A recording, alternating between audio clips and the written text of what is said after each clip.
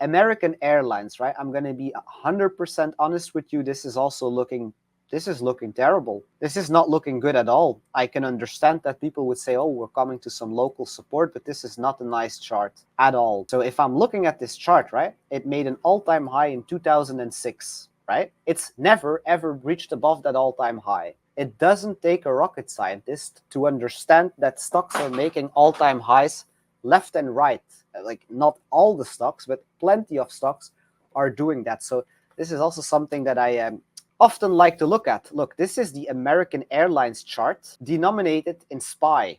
So we're, instead of AAL/USD, this is, if you normally type in American Airlines, you see a valuation in dollar, right? And that is how much one AAL share is worth in dollar terms. This chart right here, right, shows you how much of a SPY share you need to get one AAL share. It is basically showing you how American Airlines is performing against the bigger market, like the SPY itself, the benchmark. It's very bearish. That's all I can say. Like, honestly speaking, again, I don't mean to FUD anybody out of long-term investment and positions, but I will say that you've been terribly wrong if this has been a part of your portfolio essentially since forever. Not for a trade, but in terms of just long-term growth perspective, this is horrible, right? It's basically this company is getting eaten up by the benchmark, which is the market, the SPY itself. So if we go back to this chart, right, it looks a little bit better. But the real story there, right, is that something like SPY is just massively outperforming this. So if I am going to trade this, it is going to be when I see a lot of, and I mean a lot of pain and essentially hopelessness in the market. So what I would want to see is getting below 825, then closing a daily candlestick back above 825, putting my stop loss on the low that is made below 825 before we close the daily back above. And then I might be interested to play it back into 16. Literally a big swing trade.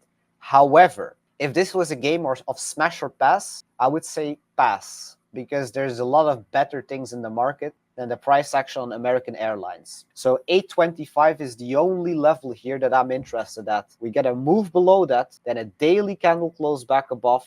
That's an entry criterion. And then we can really talk about trading it back up, but only after a lot of people are essentially still to be puked out of this market. So a lot of people are going to be long here since 2020, the past 4 years. And they're going to say, well, that low in 2020, that was the low, right? Wrong. That's likely not going to be the low.